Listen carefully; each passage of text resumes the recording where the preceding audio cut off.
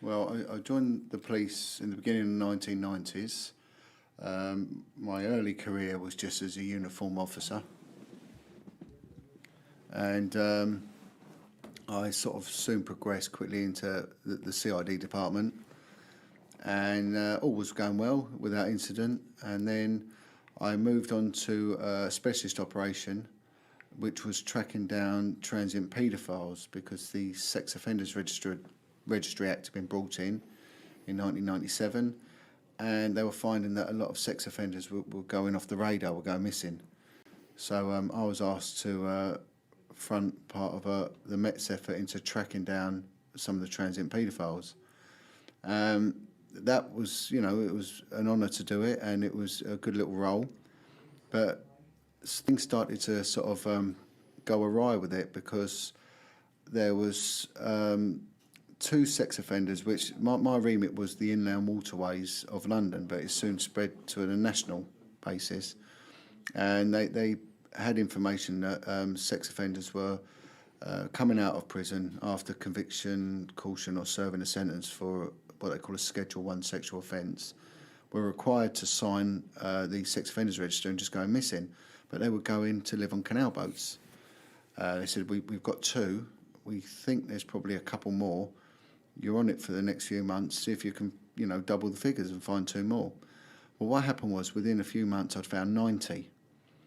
And with that, sort of exposed that there was a loophole in the law that allowed people to live on canal boats, avoid registry, and just act with impunity. So these people could have anonymous lives, effectively. They're there living in an area, but because they're on a boat, they don't have to identify themselves. They're not on the council register.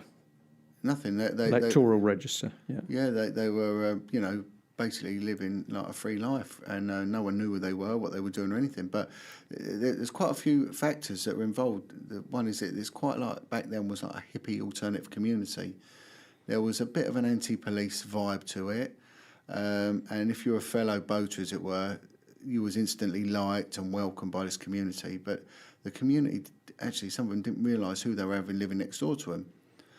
And on a few occasions, some of these people were pulling up into a boating community, and there was children there, and they were offering to act as babysitters and things like that, and there were some dangerous sex offenders there. And the canal system back then, no one ever went there. It was sort of basically out the remit, but canals are so old that they sort of transgressed boundary borders.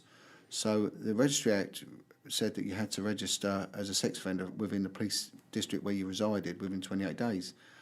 But some of these canals, they actually straddled police districts. On some occasions, 3 or 4 districts would merge at one area.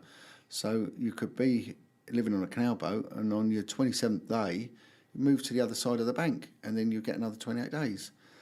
And not only that, kids are attracted to canals. And also, back then, there was a program called Rosie and Jim. Just remind me when you're talking, what date? We're talking about sort of late 90s now, right. Late 90s, early 2000s. And there was a children's program, Rosie and Jim, and it was sort of like glamorising life on a canal, and it's not a bad life, but, these people were living on there and no one knew who they were or what they were doing. And what happened then was that highlighted what was going on and started getting a lot of national interest from national crime agencies, and started getting a lot of help from what used to be the National Crime Squad and also the Scotland Yard's paedophile unit. We were working jointly because of the successes I was having. And I can always remember a corridor conversation, as we call it, by a very seasoned, experienced paedophile unit detective, a real good man, and he drags me to one side and he said, it's a bizarre world because in any form of policing, when you get too good at your job, you get promoted and you get looked after. In this game, when it involves those high up, and by that he was meaning politicians, people in the upper echelons of society, he said it's a problem.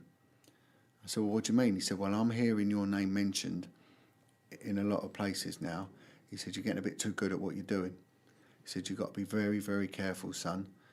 And I said, well, why? Why is it like that? And he turned around to me and he said, right, he said, on 2 occasions, we had Leon Britton, the MP, Tory MP, we had him banged to rights. And on both occasions, the funding was pulled. He said, they will do the same to you. Well, the odd thing happened was that, I mean, I knew who Leon Britton was, but I had no interest in politics or anything like that back in them days. And I can even remember asking, like my mum, I said, you know, Leon Britton, is he, you know, a man of any note? And she said, well, I know he's an MP. I said, well, all right, and didn't really say much. And literally 2 weeks after that, I get called into a senior officer's room. He said, come and see me, come and see me. What sort of rank officer would that be? We're talking Chief Inspector at the time. But it was a small unit, so Chief Inspector was quite senior, really, you know. And he said, look, I'm sorry to say it, he said, but we're withdrawing you from the operation. I said, but why? He said, look, I can't tell you, but it's come from high up, it's being shut down. And I thought, well, I was a bit confused. I said, but that's unfair, you know, this is really going places. And he said, look, you're going to be commended and you can have any job you want. Don't worry about it. We've been told to look after you, but unfortunately it's out of my hands. It's been pulled. So they were shutting down all of the work in relation to paedophiles living in this canal network. Yeah, and I was the only sort of national steer. It was me. I was the focal point. And I was getting inquiries from all over the world, coming from the Falkland Islands, the Channel Islands, a lot of the islands, funny enough. But everywhere they were coming in, you know, reports of sex offenders on boats. It was just getting, it was going stupid. It was just mushrooming. And I just couldn't get it. But then this fella's words resonated with me. And I was disgusted with it, to be honest, and I couldn't get any answers. No answers at all. And it was the fellas that were working on the support side of it, they were really apologetic and upset, and they said, look, it was nothing we could do about it. So I said, well, I'm not staying, I'm leaving. So I left, and I got a job with, it was, you know, it was quite an elite little unit. It was the police's clubs and vice unit.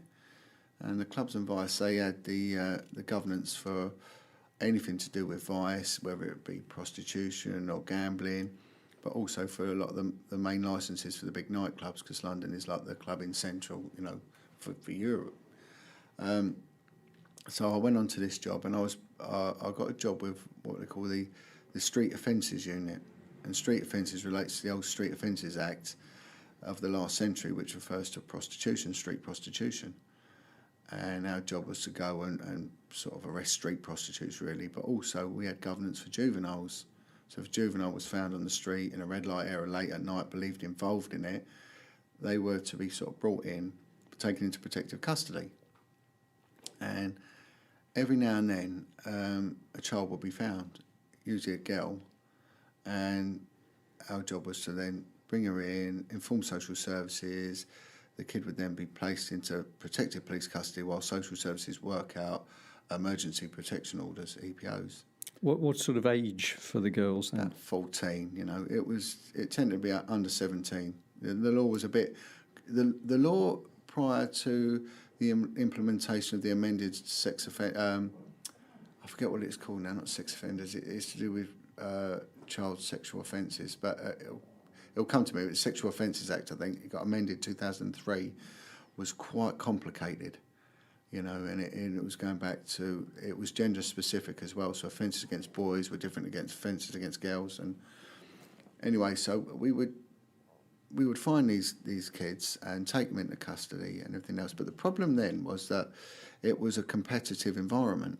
So it was number crunching. So you were given a target of each car that was put out, 3 cars were put out per night, and you would have a competition who could arrest as many prostitutes as you can.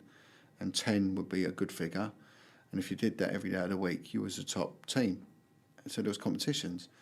And you could process a prostitute very quickly via the custody. And it was pointless because all of them were drug addicts. All of them had come from the care system. And if you brought a kid in, that was your night finished. The car was taken off the road, and that was it, so that you wouldn't get the figures. So you was encouraged not to deal with them. Right, that is a very interesting comment, isn't it, for people who look to the police to be protecting the weak and vulnerable in society, and you're saying that the regime to get the targets for the prostitutes means that vulnerable children we don't want to take them. Well, it is. I mean, it's shocking because if you think about it, if a man has sex with a prostitute, it's the woman who commits the offence, right? But that's a woman of consenting age.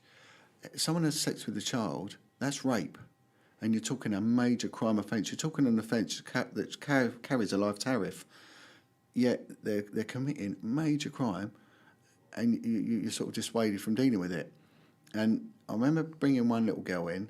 She was 14, around about 14, and a lot of these kids were undernourished, and they were heavily infected with diseases like hepatitis C, some with HIV and things like that, and so they looked younger than their age.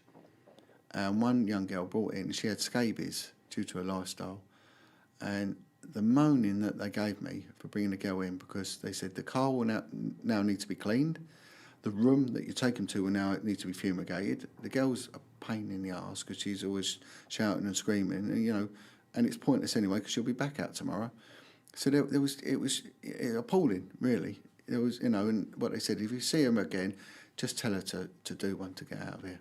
Right, and this was being told to all the police. It wasn't just yourself. Anybody who was involved in this type of work was told this. That was told. Yeah, that was the rule, the unwritten rule. Right. And so then they've dealt with it. But what happened was there was information from the moment I came in regarding one particular woman, and her name was Foxy. Her street name was Foxy, and she was a larger than life character. And she was a street prostitute, but she was rumoured to be pimping out young girls. And I'd heard the rumours from the moment I walked in the office, but nothing was ever done about this woman. Anyway, I sort of got moved on merit. I did very well on the street.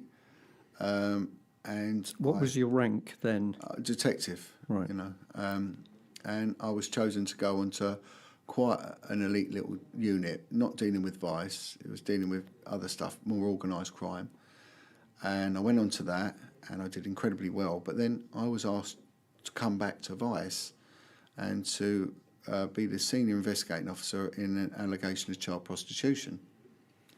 So, but by that time, I think what we need to establish as well is that from 2000, I had been a lone parent of 4 children. I've been left to bring up 4 children, and the relevance will become apparent, shortly. So, not only was I then asked to work again back with the children, I was now looking after children of my own, and they were all at that time under 10, and one was an infant.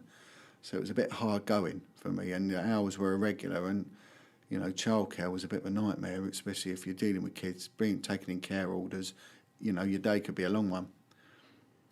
But I was sort of told, look, we'd like you to go on it. So I did it. And it was a young girl called Zoe. And Zoe had, she was, I think, about 14 or something like that. Again, very young looking for her age. So Zoe looked about 12. And she'd made an allegation that this woman, Foxy, had been pimping her out. And she'd made a couple of allegations, and they hadn't gone anywhere. So what I was told was, look, can you look into it? She's made allegations before. She's a bit of a nightmare. She might be lying. She might not, but she's a bit persistent. See what you can do. So I went, okay. So I went to see the girl, made an appointment, and was told she's very anti-police, and she is a bit of a handful. So I went with a colleague. And they made the introduction, introduced me to this girl, and and what I used to do was I was good with the kids, so we'd sit down and I'd just start doodling or drawing or something like that, engaging them, and then ice-breaking stuff, and then the conversation, the narrative begins. Anyway, we started chatting and everything else, and she turned around to me, she said, you're different to all the others. I went, well, that's all right, I don't mean to, and I wouldn't even dress like the other coppers. I was always scruff bag, really. I hated wearing a suit, and I liked the street. I was good on the street, and she said, I like you. I'm happy to talk to you. I said, okay, well, let's do it properly then. She said, yeah, all right. So we had an agreement. We shook hands. We made an appointment to do a proper, what they call an ABE interview, which is like a video recorded interview. And we sat down. We had a chat. We interviewed her, and she told me the story start to finish. and she's the product of broken family. The mother was a drug addict, the father was absent, and the mother was buying drugs off this girl Foxy, and Foxy then started to groom her because her mother was unable to look after her. She then ended up living with the grandparents, but the grandparents lived in a red light area. And so Foxy would go and pick this young girl up and a basic grooming, look after her, show her some attention, a bit of love, do her hair for her, give her makeup, but then introduce her to cannabis, got her smoking cannabis, and then would then take her to hotels. These were bottom-end hotels. These were the sort of places where a lot of the builders would go to, you know. So there'll be like converted Victorian houses or whatever. In one area of London, there's a big row of them, and a lot of them were maintenance and building works from the north would come down and stay in these hotels. So Foxy had an agreement with the night porters, and the night porters would make a room available for her. So she would take her clients in there. So she'd go in there with her client, start having sex and have this young girl there watching, and then encourage the young girl to get involved. And then from there, she would then start giving the young girl the bigger drugs. So the Class A drugs is what they want the kids on. Once they got them on the Class A drugs, especially the crack cocaine, it's got a real grip on them, you know. And this girl had no way of getting these drugs, so she relied on Foxy as her medicine lady, you know. So she got her on crack cocaine, and then she started then pimping the young girl out, getting the young girl involved. And then she would then get the girl to introduce her friends to it. So she was then introducing her friends. Also come from families that parents were drug addicts or absent or whatever. And so, or in the care system. In fact, all the kids we dealt with were subject to care orders, whether they were residential care orders or just normal care orders, you know. But they were all known to social services and from at-risk backgrounds. And so she gave me the name of another kid. So I went to see that girl. The story was identical. And the other thing was, I used to say, well, what about the police? Did the police ever get involved? And both girls said, well, we would get hidden in a bush. If we was put on the street, if the police came, Foxy would hide us in a bush. But she knew the coppers anyway. She'd just flirt with them and they would just let her go. And she said, but also there's a judge. There's a judge involved. I said, what do you mean? She went, oh, a judge at the magistrate's court. So when Foxy's charged and goes for the judge is her client anyway. So the judge lets her off. So I checked this out. I went through the disposal history, the criminal history of this girl, and found she keeps getting bindovers, this Foxy. So I thought, right, well, there's something in this. So all of a sudden, these girls then introduced me to other girls, who introduced me to other girls, and these ages went down to 9 years old. Right. And, you know, some came from traveller sites, some actually came from the residential care homes, and there was no one looking out for them. And these kids were known to the police because they were regular absconders from care.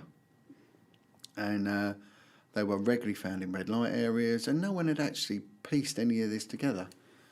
So I started to pull it all together. The intelligence was just flowing, and information was coming in from drug dealers on the street. They were also concerned about it. And also other prostitutes were coming forward and talking to us, you know, and saying, you know, this is what's happening. I then got approached by a social worker, a senior social worker. And at the time, this operation, this line of work was mainly in Westminster. And it started spiralling out to the outer boroughs of London and into the provinces. And this was from Croydon. And the social worker said, look, we've got a big problem down in Croydon. And my inquiries did then start to lead to Croydon.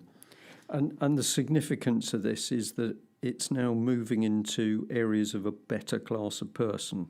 Is that what it means? Well, what it's showing, at first it was central London because there is a transient population and people don't tend to live there, they just work there. And when they're working away from home, a bit like someone going to Thailand, they will commit a crime, like, you know, of soliciting a prostitute or whatever, because they've got the anonymity of being a tourist. But when they live in an area, there's a different mindset. So it's going into an area that is more residential, and yeah, I would say some of the areas were bad areas. They were bad areas, and I think most of them had their own social problems. But there was a lot of residential kids' homes in these outer boroughs, and a lot of kids would be farmed out, and the kids would network.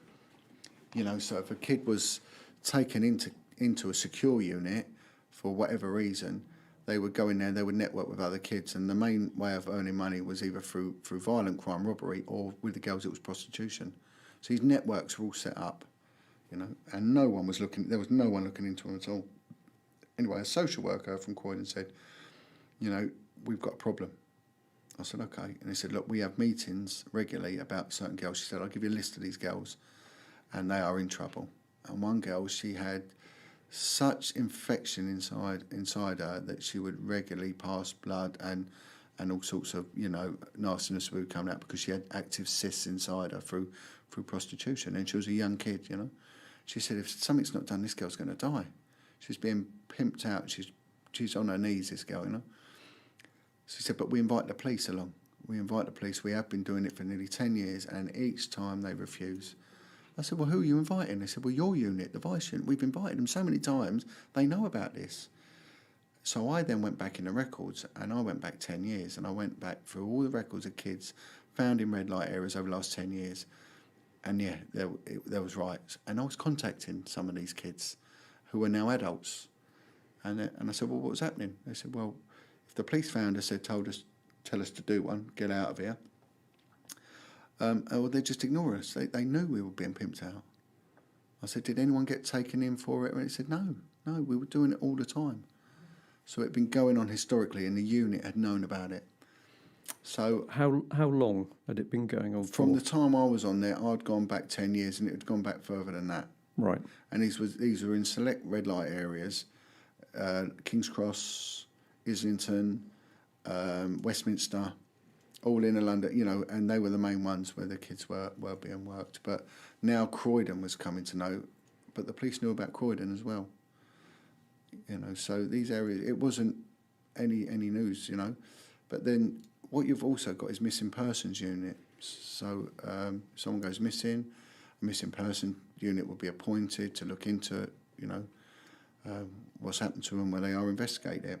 But every time a child comes back late or fails to attend a kids' home curfew, which will be an unreasonable hour, say like 9 o'clock, 8 o'clock, they don't turn up, the police are called, a form's filled out, and it's just a process because these kids do come back. And so these missing persons, they knew about them. They knew about these kids, and they were just seen as a nuisance. It was just a routine, so-and-so's gone missing again, they'll be back tomorrow. And they fill out the form, they call it ACE, Arse Covering Exercise. And it's the only reason they do it. No one looks into the reasons why these kids are going missing. So I drafted up a report. It was factually based, it was concise, and it had evidence. It had evidence backing it, and it was a précis of a report, and it was just highlighting the sheer extent of the problem, the history behind the problem, the results of the problem, the fact that the kids are suffering and they're also grooming other kids into it, is self-perpetuating monster. And I just put a few of the opinions, the factual opinions of the social workers. And in that report, were you also highlighting the fact that the police were not acting as they should, or police officers hadn't acted? I mean, what I did was I was always mindful of the fact that I'll never reinvent the wheel, and I'm no better than anyone else. So I don't want to criticise a colleague. But what I put in, these kids were known to the police. These investigations were never followed up for whatever rationale. So I didn't criticise anyone, but it has to be noted that this isn't a new thing. This has been known about. But I also mentioned the fact that there are allegations involving a judge, and that other police officers are aware. And there was also someone connected to the music department of the BBC was involved, a manager of that. So, and anyway, that went in, and I thought, right, well, they've been made aware now, and I would always put reports on, for whatever reason, reports would go on, intelligence reports. Police works on intelligence. And I then get a phone call within about an hour of the report going through, and it's from the governing detective inspector. And he said to me, John, about this report you put on. I was thinking, good, brilliant, I've now shown them the goose that is giving the golden eggs, and hopefully this will move forward, I really thought I was going to get praise for it. And then what happened was he said, we need to talk now. Get in my office now. I went, okay. So I went down to see him. I was in a different building. I travelled down, went in his office, and it was like someone had set a pit bull on me. Started swearing and shouting, and what have you done? You can't do things like this. He's shutting it down. I'm taking you off. So he withdrew me straight away from the operation, and that really upset me, because I was moving forward, And I thought, well, if I go, who else is going to, no one can ever do the job as good as you do it. Do you know what I mean?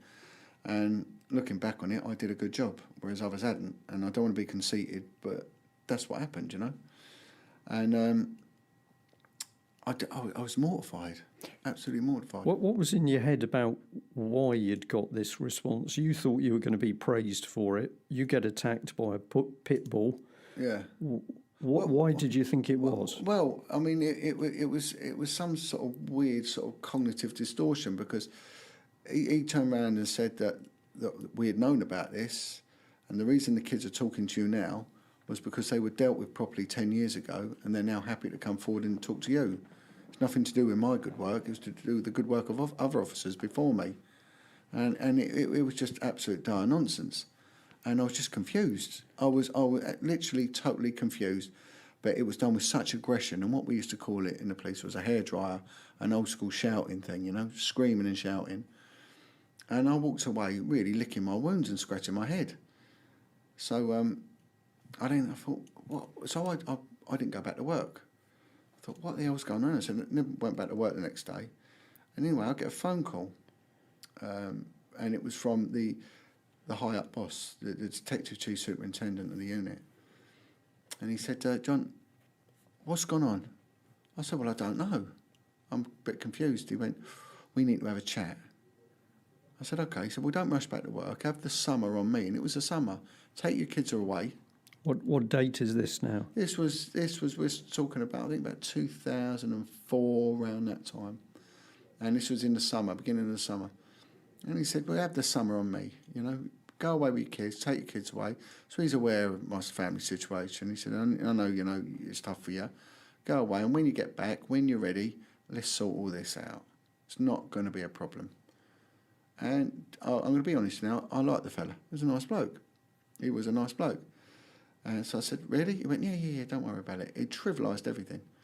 So anyway, I came back, but it was on my mind all the time, because, these kids weren't getting served anymore. There was no one there for these kids, And they relied on you. They relied on you for protection, and they wanted to win. Because also behind this was organised criminality. The girl that was running it, she was backed up by some very, very serious gangsters, and it resulted in me getting credible death threats and everything. There was money at stake here, there was a livelihood for these people, and they were connected gangsters, And these kids were scared, and some of these kids, if they went back home, they went back to the ghettos where these people were operating, and they were petrified. So I came back to work, and sure enough, the boss calls me in, and I said to him, no, I'm not talking to you on my own, I want someone with me. So I got a representative from the Human Resources Department, personnel came, sat down, and he said to me, John, well, what's gone on? Made me a cup of tea. I said, well, I'll only talk to you if I can be honest. He said, well, yeah, that goes both ways. I said, okay. I said, well, what have I done? I said, I really thought I'd done well, I'd exposed this, I'd done this, I'd done this. And he turned around to me and said, well, that's a problem. You've exposed it. He said, we knew you could dig, but we never knew you could dig that deep. He then said, what you've exposed is going to F us, past, present and future. This cannot and will not ever get out.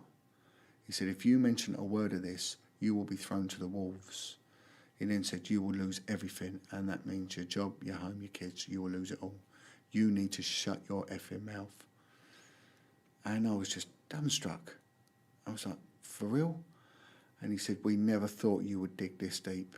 You have no understanding how deep this goes. So you're, you're a detective constable, so one would have thought in your job, somebody who was professionally good at their job would be good at digging. You dig, you absolutely start to see what's going on, and then I'm just going to use the phrase, these people are so confident that they threaten you point blank in a room with a witness. with a witness. With a witness, yeah. At the time, my youngest boy was still quite young, and I was petrified. I'd had my kids taken off me. I really thought I'd crossed the mafia.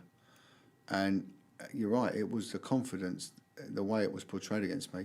And the other thing, which was very bizarre, he said, how do you think you've been treated? Do you think you've been bullied? I went, you're damn right I've been bullied. He said, you have. You've been bullied. He said, there's a form to fill out, a fairness at work form. I'm instructing you to get it now and fill it out. And the police is absolutely awash with this form. There's forms for everything. And he told me the number of the form. He said, you fill it out, you put exactly what's gone on. You've got to do that, son. I said, I will. I will. And he said, and then do you know what happened to it? I went, well, it will go somewhere and get investigated. He said, no, I'll tell you what happened. He said, all those that you've mentioned will be brought in and they will be interviewed. I said, right, okay, good. That's brilliant. He said, and then it'll come to me to be ratified. He said, and do you know what I'll do with it? I said, well, you pass it on to, the corruption command or something, I don't know. He said, well, not really. And he points to a bin. He'll go in that bin and it will stay in that bin. He said, I will never betray fellow rank, and nor will they. You've no idea what you're up against. Shut your effing mouth.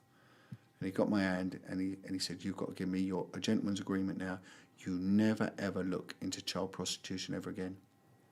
Now, what happened then, Brian, was I left there totally frightened, really frightened. And that was a bit of a spiral downhill for me.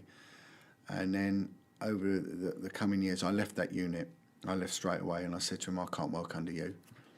Yeah, so these are colleagues that you're doing a difficult and you're doing a dangerous job out on the ground, and you rely on the backing of your police colleagues to actually protect you against people who are organised crime. Why don't they go for you? Because they know if they go for you, you're going to be protected by the police.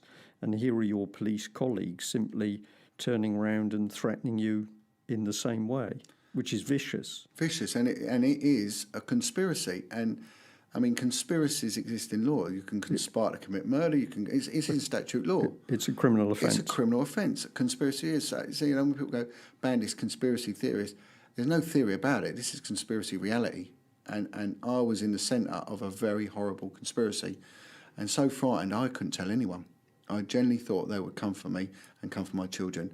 And the other thing is, I've seen firsthand what the care system is, and there's nothing caring about it. It is a paedophile's playground. These kids and the other thing is, I was working with informants, and a lot of these informants have been in the care system, and one of them turned around to me and said, whatever you do, you never let your children go into care, because what'll happen is, if you ain't there, one of my kids was a little bit behind with things, and I used to tell this bloke, he said, they'll go for him straight away. They will get it. Don't ever lay in bed thinking they won't get it. They will get it. And by get it, you know what I mean. And right. So what happens now then? So you've been threatened. What happens now is I say I can't work under you, so I leave, and I go on to a child abuse unit, and I end up in North London, a very busy part of North London, and I start on this unit, and they're investigating child abuse, and I'm in there, and I get approached by a detective sergeant and said, look, as well as being an investigator, do you want to take on an additional role? I said, well, like what? They said, well, there's all sorts of things you can do. I said, is there one to do with a liaison with children's homes? I went, yeah, there is. The girl left 2 years ago. I said, was there any issues with it? And she said, no issues. It's an easy number. You'll get given a day here and there to go and deal with it. There'll be the odd meeting, but over 2 years, she never had any issues at all. I said, did child prostitution ever crop up? Oh, no, we don't get any of that. Well, okay, and this was the London borough of Haringey. Now, Haringey has the most amount of kids' home of any sort of local authority in the country. I think it was about 22 to 26 care homes for a small London borough. Anyway, so I was given assurances that it wasn't a problem. So I picked up the phone and I asked for a list of all the care homes from social services. So they faxed it through because the police didn't have a copy of it. It came through and it had the phone numbers, and I rang them up first, and I said, this is so-and-so care home. I went, yeah. I told them who I was. I said, nothing to worry about, but this is what I'm looking into. But I went, oh, right. said, how many children you got in? They said, about 5. I said, how many do you lose at a weekend to crime? And I'm on about prostitution and things like that. He went, oh, 3. I went, you what? I said, what? He said, yeah, they usually go missing on a Thursday and come back on a Monday. I said, do you think they're involved in prostitution? Oh, well, no, we know they are. I went, right, well, has the police ever been to speak to you about it? He went, no, the police come and pick up the missing persons form, but the kids come back. I said, well, what are the kids like? She said, oh, they're in the right state, some of them are bleeding, some of them are so high on drugs, we know that come Wednesday they're going to be kicking off because they've not had their drugs. They've all got money on them, you know, and I said, oh my God. So that was like real time. So all of a sudden I've got 3 kids within 6 minutes. By the end of 3 days, I'd found 50 children. 50 children. So I held a strategy meeting and I brought in the social services. I brought in... this is Haringey Social... Haringey Social Services. I think Hackney might have turned up, neighbouring boroughs, you know. And then, because you get an overspill sometimes. I had a representative for who dealt with child trafficking for Bernardos. I had connections, a lot of these youth NGO groups came. There was a lot of people there. And I laid out my plan, and I worked out a formula of how to deal with it using a simple act on the Children's Act, and a section of the Children's Act relating to taking a child out of care at an unreasonable hour. And I'd done my research, and I was just attacked, firstly by a head of social services, who started screaming at me, saying, what have you done to us? There's 50 care plans we've now got to implement because of you. I said, but you must have known about these kids. He went, yeah, but they didn't come to notice, so we weren't bothered. I said, well, they're making money, they're, you know. And he said, well, we've got so much work to do. You've created an absolute nightmare for us. You're a headache. So that was made clear that I wouldn't get much help from them. And then Bernardo's, the woman in charge of that unit for Bernardo's, she then turned around and said, you're treading on toes. You know for a fact that a child will never betray their pimp. And I said, what do you mean? And they said, well, you'll never prove it because the kids won't, you know, that's their source of money. I said, well, I know that. That's why I'm going on this other statute law that will give me a power to search and seize property and everything. And they went, well, you can't just do that. There's a protocol here. There is an officer, senior officer, who I'll be reporting you to because they're already dealing with it. I went, well, who's that? So he mentioned this name. By senior officer, she meant a senior police officer. Senior police officer, yeah, who wasn't Vice. Now, Vice had governance for that. This was some other man. And they said, there is an operation running. I said, well, I need to talk to this man. And she placed 20 actions on me to complete before I did any work. And each action could take me days. So, sorry, who placed those actions on you? This was Bernardo's. This because it was a partnership working. When you deal with children, it's all working together, you know. And I was absolutely flabbergasted what was going on. And so I spoke to my inspector, and he said, well, just crack on. Don't worry about it. Crack on and do what you've got to do. So the next day I went out and I got a result straight away. I got a girl that was being pimped out, and I got a pimp, and it worked. So then I get a call from this high-ranking officer who's this chief superintendent. So I have to go up to one of the police buildings, and he said, just treading on toes, you had to back off. We've got an officer dealing with this. I said, well, dealing with what? Prostitution of children in care homes for London. We've got it under wraps. And I said, well, who is it? So he gave me the name of this girl, and I called her.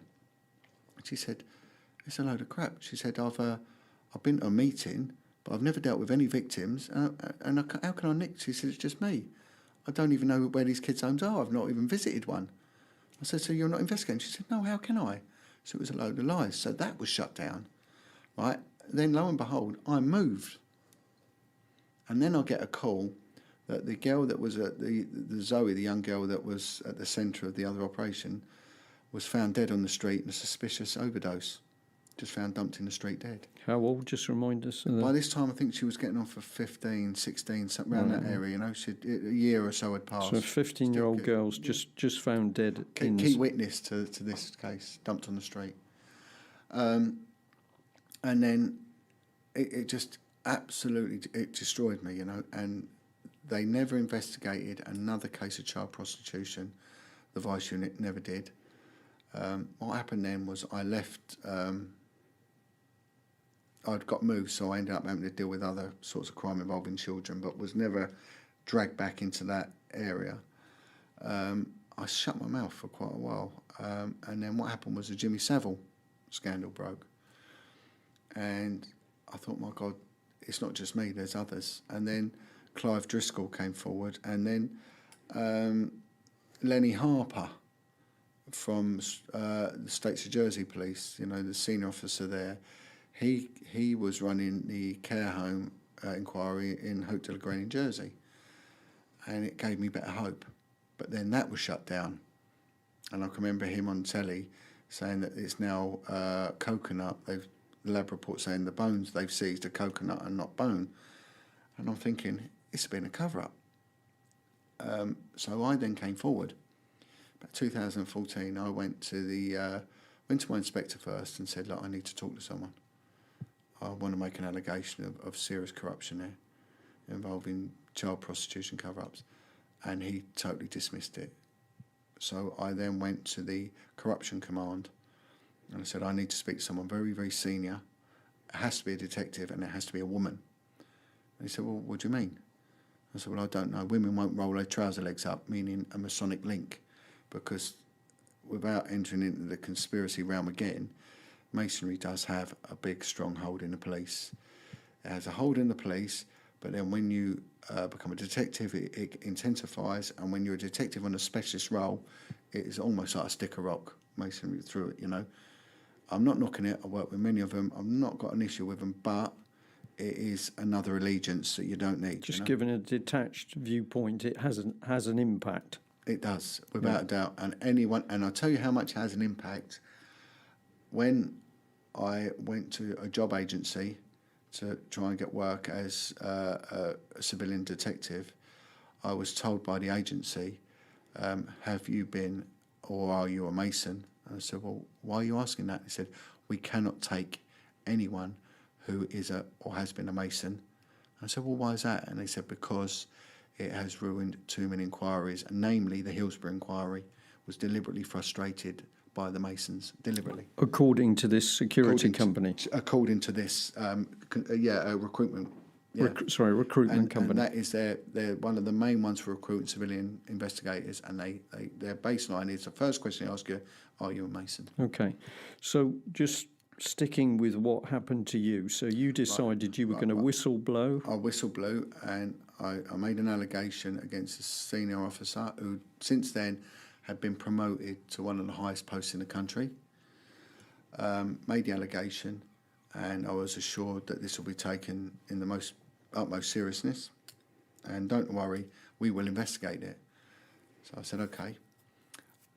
I then get informed by the Metropolitan Police Federation that I'm to be served with gross misconduct papers. I said, well, what have I done? They said, you've data protection violations. I said, well, I haven't violated anything. They said, well, don't worry, we're assured it'll be a management action. Right, okay. Then the police were dragging their heels over my allegations, so I pushed forward and they wouldn't reply to me. So I made a complaint to the IPCC, the Independent Police Complaints Commission. They said, we won't get involved. Then all of a sudden, my misconduct allegations have been elevated to gross misconduct. I'm like, really? Well, why? Well, I was told then, don't worry, we're going to look into it and it'll be resolved.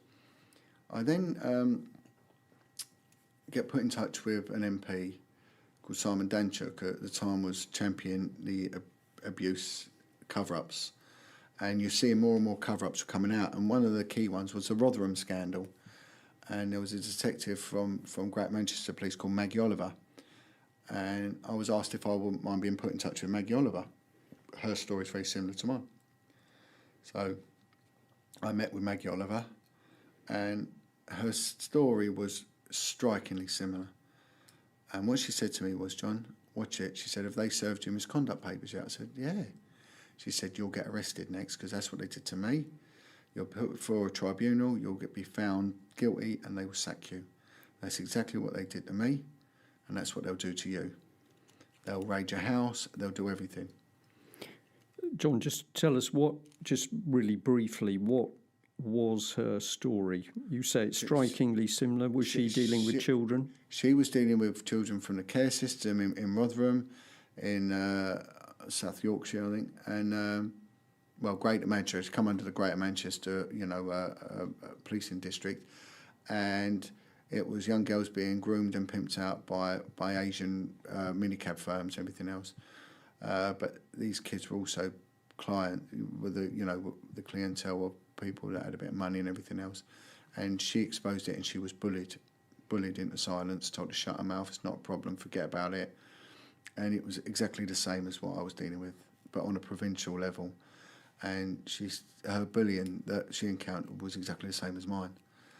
But she did get sacked, she got required to resign, and she was stitched up, by Peter Fahey, who was at the time the Chief Constable of Greater Manchester Police. And it was the similarities were striking. I then get put in touch with a man called Lenny Harper, and Lenny Harper had exposed the child abuse, murder, and sexual abuse scandal in the Haute de la Graine. And the other thing was that it had been covered by a really good friend and a proper activist, Bill Maloney, child abuse, and he'd been on his. So I got in touch with Lenny. So Lenny said, come and see me.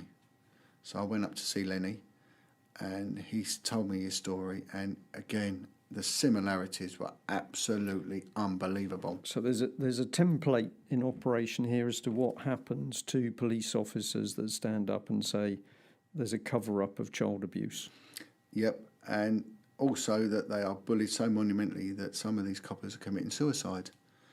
I then get asked to go to a whistleblowers forum in Parliament, and there's a retired chief constable there called Tom Lloyd of Cambridgeshire, and he then hears my story and says, well, this is shocking, but you're not alone.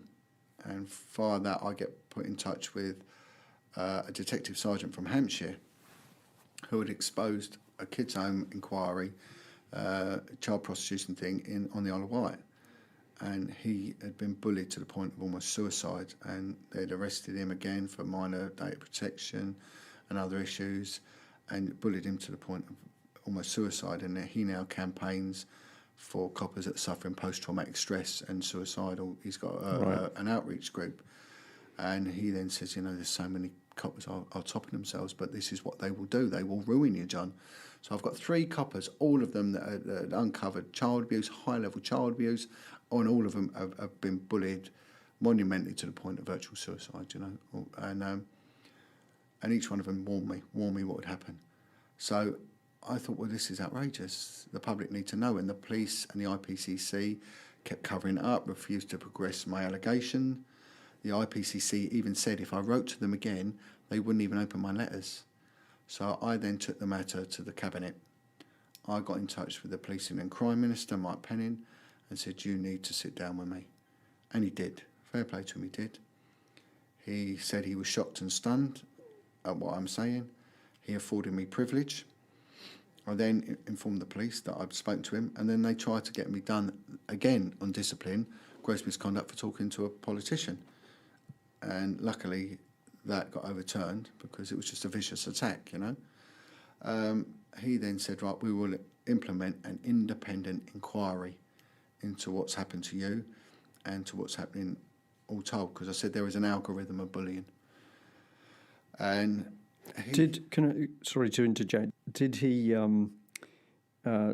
acknowledge the extent of the child abuse, which is the heart of this matter? You'd obviously told him what you had discovered. Did he actually register that there was this happening? Well, I told him. I said, this is massive. I said, the tentacles of this go right to the heart of the establishment, and this is causing the whole detriment to society, and it's probably even influencing politics. And I said, and I've got evidence of that, and I explained to him about the thing with Leon Britton. And all the time it's coming out in the press that this man's innocent and everything else. But then Bernard Hogan Howe, the Commissioner of the police turned around and refused to apologise to Lady Britain. So I'm thinking, well, maybe he knows something that I know. So Mike Pennin then stopped all contact with me. I was assured by his wife he'll ring me, he'll update me, and I couldn't get hold of him at all. So the police then... I just want to say, this is the man whose sole responsibility is policing. Yeah. Police. And you are telling him of the cover-up of major crime involving children, young girls, and what he does is completely cuts you off. What he said, I met him on quite a few occasions, and I got brought to his parliamentary office, his ministerial office, you know, and he's right next to Michael Gove. They share the same corridor. And I'm in there, and he turned around to me, and this were his exact words. He said, "What concerns me most about this is the public perception when this gets out."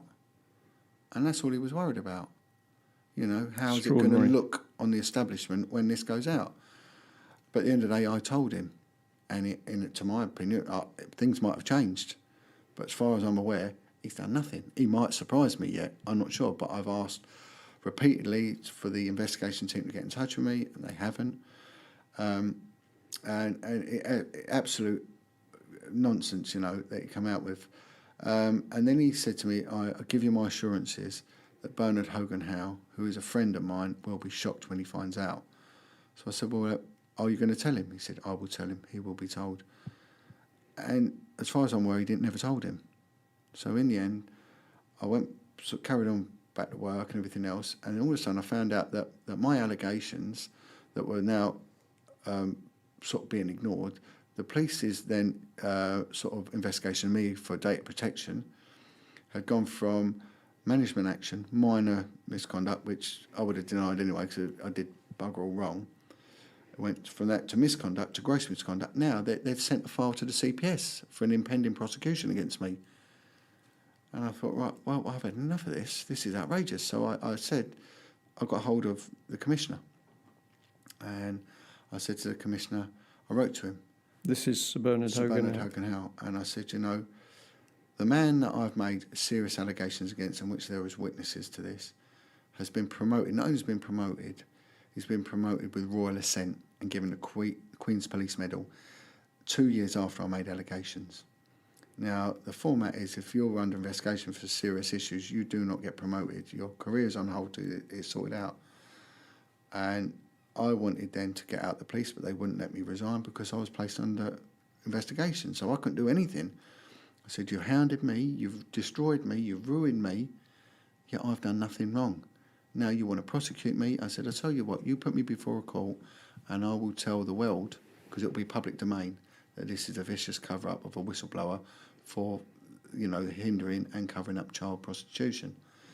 And I told him everything, Bernard Hogan-Howe, put everything in the letter. But all of a sudden, everything changed. All of a sudden, the senior management, the assistant commissioners, they're behind me. They're no longer prosecuting me. They're trying to forward my early retirement and everything else.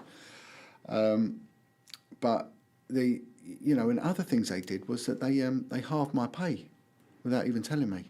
They cut my pay in half. Right. And which is all things I was told would happen. Right, John, you're saying there that they're moving you towards early retirement, yep. Which obviously is of some comfort to you because you still have to live, and you're entitled to a pension and everything yep. from your time serving in the police. What have they actually done to start to investigate the key thing of the massive cover-up of the abuse of children? It was quite funny because in 2012 I was in Scotland Yard and the witness I had in the room at the time when the senior officer bullied me saw me in Scotland Yard, and she came up to me and she burst into tears. She grabbed me, she said, I've got quite a powerful job now, and she said, I've got my own office in the yard, I need to talk to you, can you come and see me? I said, yeah, I'll come. So I went to her office and she just burst into tears. She grabbed hold of me, hugged me, and she said, can you ever forgive me for what happened? And I said, well, what are you on about? She said, I watched them bully you and destroy you, and everything you said happened.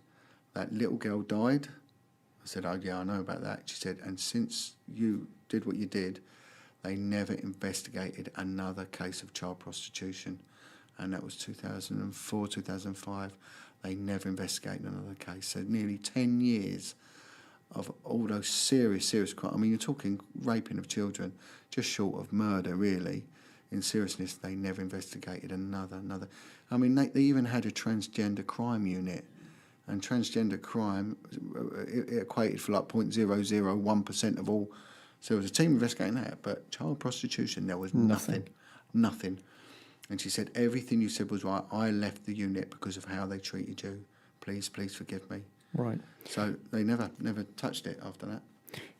John, you are still in a delicate situation with the police, so I'll say that we'll just end that bit there on your relationship and how things are going for leaving the police. Just to finish, give us what is your opinion of what you've uncovered? What is going on? Well, funny enough, I was asked this when I was interviewed as a witness, and they said, why do you think they did this? And I said, well, because they're involved. There is a cover-up, and these people are appointed into these key positions where they have total governance of all these allegations. So they can't be dealt with by any other unit other than the specialist unit. So there's like a filter they go through, and then internally in this unit they will be filtered again. What gets proceeded with and what doesn't, so that they have total autonomy on what they deal with and what they don't deal with. So these people are put in place to make sure these allegations don't get out. And it's not just that. All them years that I worked in this remit, we would get what they call referrals. Now, referrals could come from schools, referrals could come from playgroups, from wherever. And all the years I worked on child abuse investigations, I was aware of only once a referral coming through from NSPCC. Only once. Now, bear in mind, they've got Childline, and all them kids that will be ringing up Childline, especially when Jimmy Savile got nicked and everything else, why didn't they ever come through? And these people are filters. And my opinion is they are filters that these people are deliberately put in there to protect those that are involved, deliberately. John, thank you very much for having the courage to come and talk us through that. And I am very, very sure that the people that listen in to this interview will not only be shocked at what you've said, but they will also be putting together information in their minds because, of course, you've taken us through those experiences. And what have we seen? We've seen more and more of this coming up to the surface in the public press and media, all then dismissed, and it's all suppressed. It all drifts away into the long grass. And you are one of, we now know, a number of officers who've had the courage to stand up and say, no, this is real, it's going on, and you've paid a pretty heavy price for it. So I'm going to say I think this will really get people thinking, and thank you very much for having the courage to talk. No, that's quite right. I mean, all I will say is people have come forward, but they've always got retired before their name. Retired before their name. What a statement for John to come forward with, that police officers who dare to stand up and expose the cover-up of child abuse are bullied, harassed and retired.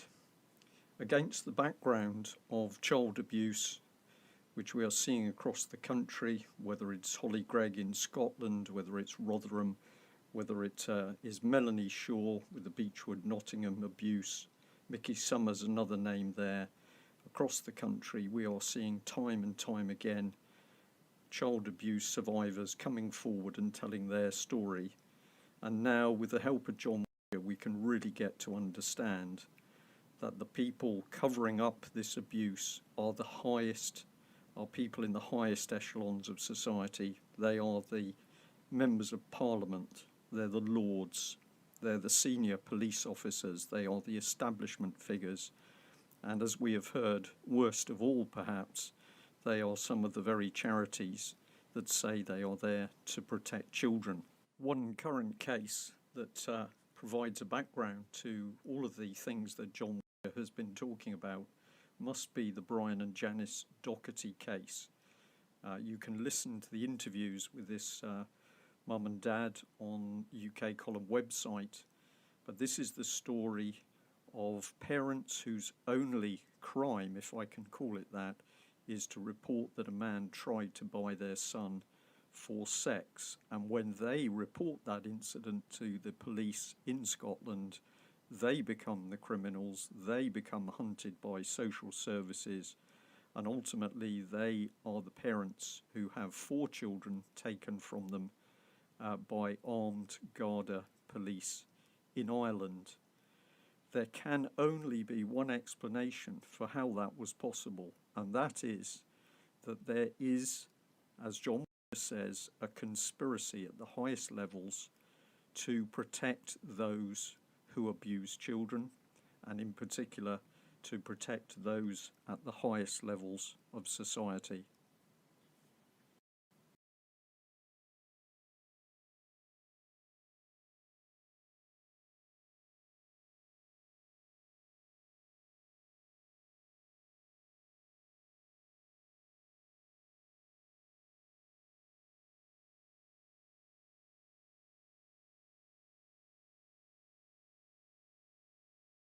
Well, I joined the police in the beginning of the 1990s.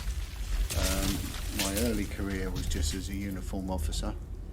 So if you like what you see on MH And, live streams, feel free to subscribe I by sort of clicking the soon icon there, progressed quickly that's it, into and press the the bell for CID notifications. And all was going well without incident. And that's all we have then for you today I on the moved on MH to, live stream channel. specialist operation, Thanks very much for tuning which in, was and we look tracking forward to down your transient company on the next paedophiles one. because the Good night. sex offenders register